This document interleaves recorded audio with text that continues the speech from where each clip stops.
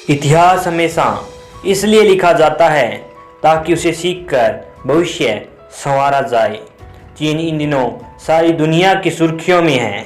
Corona virus चीन से शुरू होकर दुनिया के लगभग सभी देशों में फैल चुका है।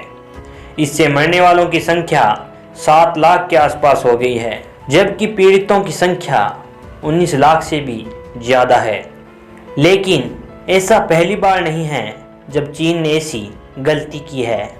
इतिहास बताता है कि चीन की सरकार कई गंभीर गलतियां पहले भी कर चुकी है। आज हम आपको ऐसी ही एक भयानक और जानलेवा गलती के बारे में बताने जा रहे हैं जिसने चीन के 4 करोड़ से भी ज़्यादा लोगों की जान ले ली। इस बीमारी का नाम था ग्रेट चाइनीज़ फेमिने। शायद ही कोई ऐसा चाइनीज़ होगा जिसको इस बीमारी के बारे में मालूम ना हो। यह भयानक घटना आज से 62 साल पहले चीन में घटी थी।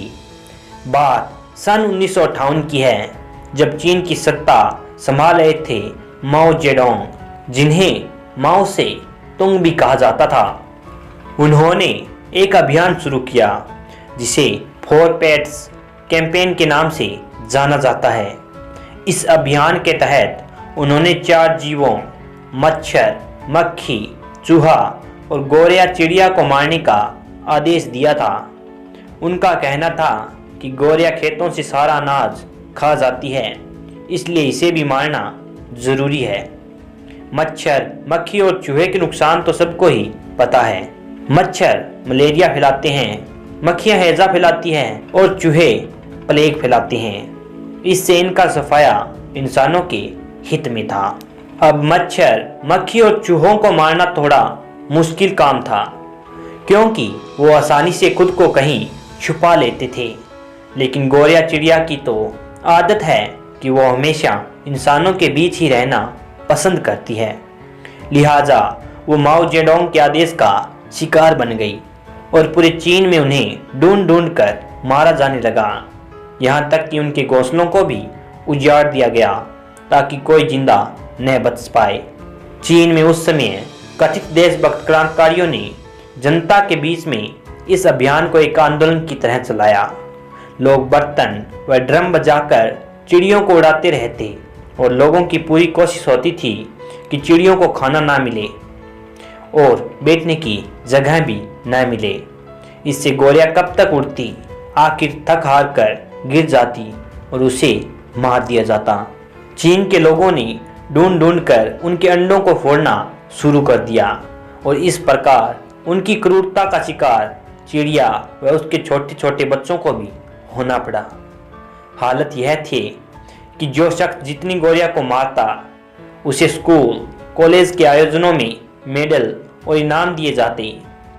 इस लालच में चीनी लोग वो कर बैठे जिसकी उम्मीद शायद ही किसी ने की हो। गोरिया को यह बात अब समझ में आ गई थी कि अब उनके लिए कोई भी सुरक्षित जगह नहीं बची है। इसलिए एक बार बहुत सारी गोरिया झुंड बनाकर पोलैंड के दूतावास में जा छुपी।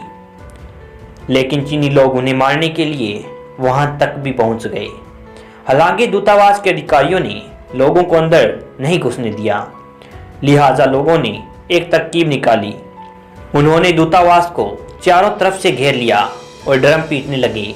यह सिलसिला लगातार 2 दिनों तक चला। आखिरकार गोरियों का झुंड अधिक शोर की वजह से दूतावास के अंदर ही मर गया, जिसके बाद सिपाही कर्मियों ने उन्हें दूतावास से बाहर फेंक दिया। साल 1960 में माओ जेडोंग ने गोरिया को मारने का अपना इरादा तब बदल दिया जब चीन के एक मशहूर पक्षी विज्ञानी शो शिन चेंग ने उन्हें बताया कि गोरिया बड़ी संख्या में अनाज के साथ साथ उन्हें नुकसान पहुंचाने वाले कीड़ों को भी खा जाती है। और साथ ही इस बीच चीन में चावल की पैदावार लगातार बढ़ने की बजाय घटती जा रही थी, जिसके बाद माओ ने आदेश दिया गोरिया को न मारा जाए बल्कि उनकी जगह अनाज खाने वाले टिड्डों को मारा जाए। लेकिन तब तक बहुत देर हो चुकी थी। गोरिया के न होने से टिड्डों की संख्या में भारी बढ़ोतरी हो गई, जिसका नतीजा ये हुआ कि सारी फसलें बर्बाद हो गई। नतीजन चीन में एक भयानक अकाल पड़ा और देखते ही देखते करोड़ों लोग भूखमरी से मारे गए। चीन सरकार के आंकड़ों के मुताबिक करीब 15 मिलियन यानी लगभग 1.5 करोड़ लोगों की मौत भूखमरी से हुई थी। लेकिन चीन सही आंकड़े बताता कब है? कुछ अन्य रिपोर्ट्स की माने तो 15 से 45 मिलियन यानी 1.5 करोड़ से लगभग 4.5 करोड़ लोग भूखमरी की वजह से मारे गए थे और यह चीन के इतिहास की सबसे बड़ी त्रासदियों में से एक थी। तो चीन की इस मूर्खतापूर्ण गलती के बारे में आपकी क्या राय है?